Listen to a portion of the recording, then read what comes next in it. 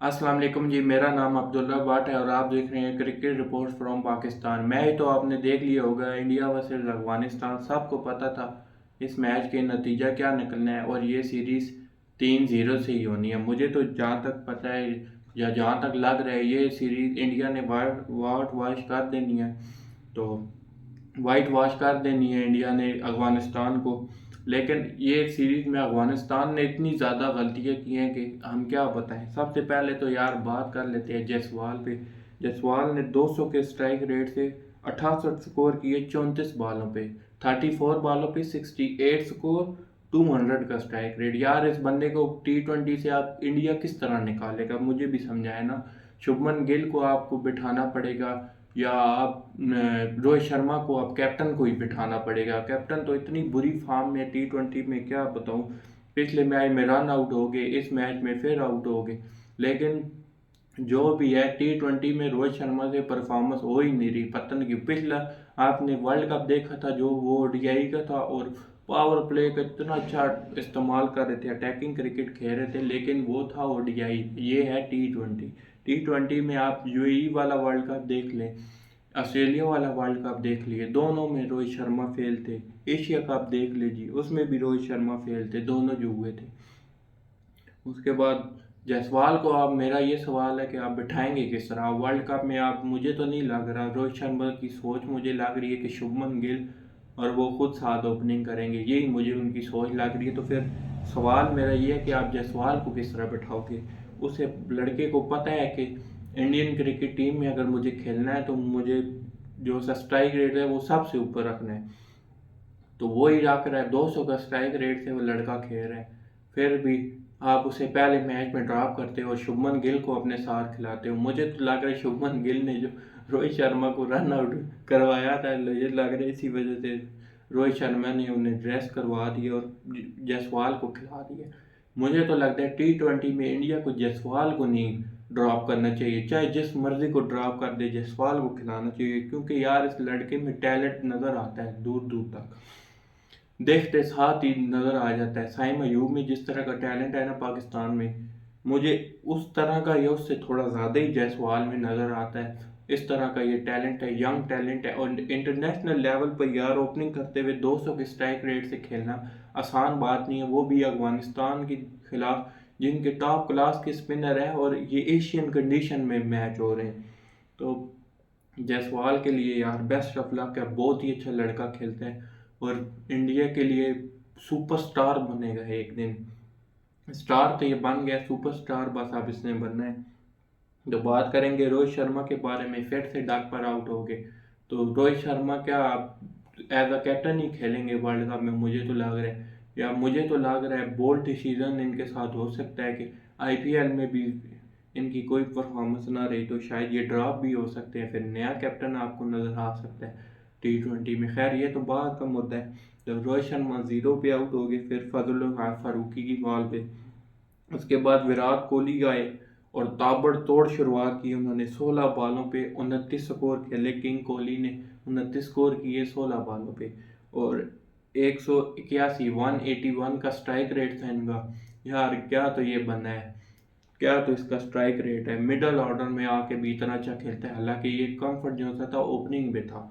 उधर से बाबर भी जो से थे ओपनिंग में बहुत ही कंफर्टेबल थे, लेकिन उन्हें भी हटा के 1 डाउन पे कर दिया गया जैसे ही उनकी कप्तानी गई। तो विराट कोहली फिर भी मिडिल ऑर्डर में क्या तो ये खेलते हैं और क्या कम बैक पे। तो 29 स्कोर इन्होंने बनाए किंग कोहली ने।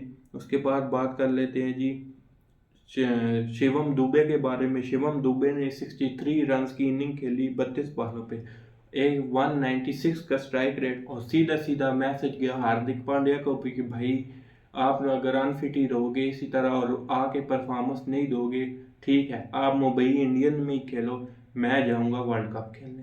सीधा सीधा इन्होंने दिया है मैसेज हार्दिक पांड्या को और सिलेक्टर्स को कि हार्दिक पांड्या की जो रिप्लेसमेंट है वो अब मिल चुकी है और वो है शिवम दुबे ऑलराउंडर।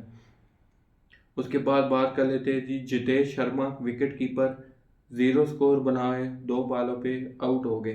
करीम जन्नत। उसके बाद बात कर लेते हैं जी रिंकू सिंह के बारे में। 9 बॉलों पे 9 स्कोर बनाए, 100 का स्ट्राइक रेट था इनका, और यूं मैच फिनिश हो गया।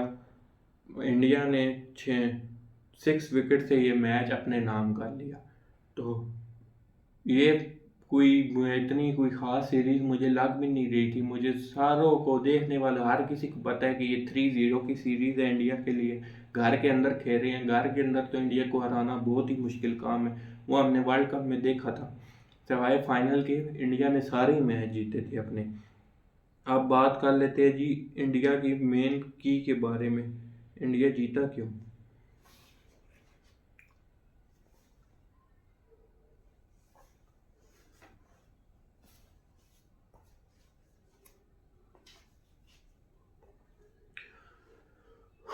तो फजल हक फारूकी जो कि अफगानिस्तान के मेन बॉलर है, 3 ओवर में 28 स्कोर दिए इन्होंने, एक अच्छे स्पेल डाला इन्होंने, 1 विकेट हासिल की फजल हक फारूकी ने, वो भी कैप्टन रोहित शर्मा की जो कि बहुत ही बुरी फॉर्म में थे।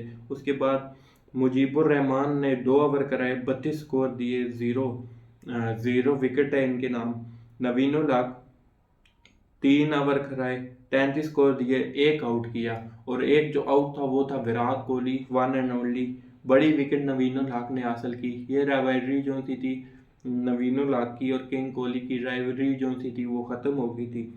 तो इसी वजह से इन्होंने कोई ज़्यादा खुशी भी नहीं मनाई। नवीन उल हक ने विराट कोहली को आउट किया। उसके बाद करीम जन्नत ने 2 ओवरों में 13। उसके बाद मुजीबुर रहमान जो से थे 2 ओवरों में 30 स्कोर। ये थी ये अफगानिस्तान की बॉलिंग।